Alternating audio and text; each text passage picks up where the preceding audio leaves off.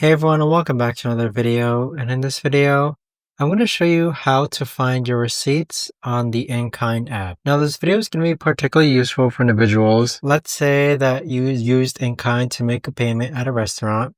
How do you actually go ahead and find that receipt? Now, this video is going to be short, sweet, and simple, guys. There's not going to be a lot of steps involved. So in order to do this, let's first open up the InKind app. Next, we're going to click on rewards on the bottom right hand corner. Now in the upper right hand corner, you're going to see an icon that looks like a receipt. Click on that. So this is where you're going to see all your recent payments on the InKind app. So you can organize it by redemptions, purchases, and gifts, and there you have it. But that right there, guys, is the best and easiest way that I know of to actually go ahead and find your receipts on the InKind app. If you guys know of a better, easier way to actually do this, let me know in the comments down below. I would love to know. Thanks so much for watching, everyone, and I'll see you guys all in the next video.